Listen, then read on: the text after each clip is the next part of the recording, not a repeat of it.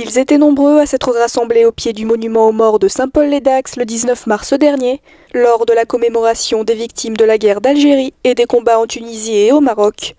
Une période considérée comme l'une des plus noires de l'histoire de France.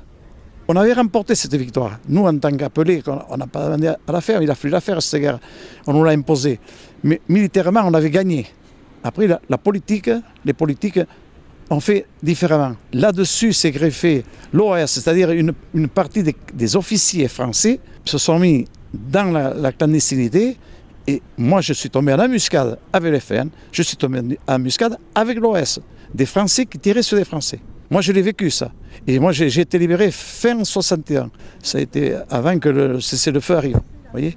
Mais j'ai vécu tout ça. Moi, j'ai vécu les putschs d'Alger, le dernier putsch qu'il y a eu au mois d'avril 61. Je l'ai vécu, là.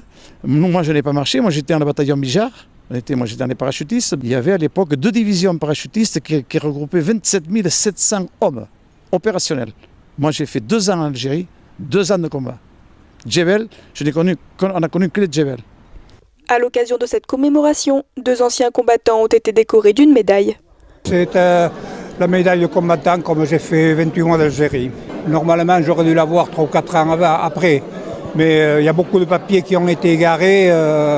On m'a retrouvé il y a 4-5 ans.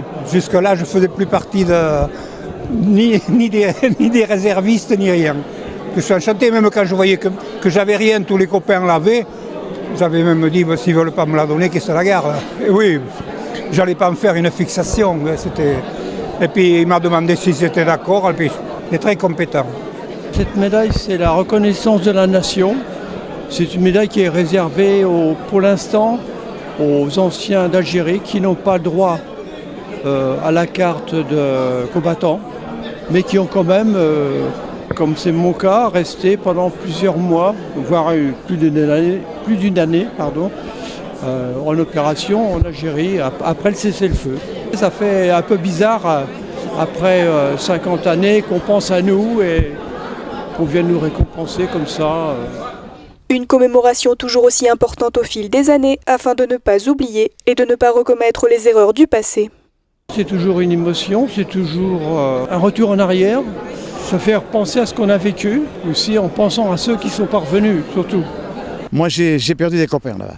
On ne peut pas les oublier. On ne peut pas. On a des conflits où il y a beaucoup de morts. Mais l'Algérie, c'est plus d'1 million de morts, l'Algérie. C'est une guerre qui a fait beaucoup de morts, on n'en parle pas. C'est une guerre qui a fait une guerre coloniale qui a fait beaucoup de morts. C'est une guerre qui n'a pas dû exister.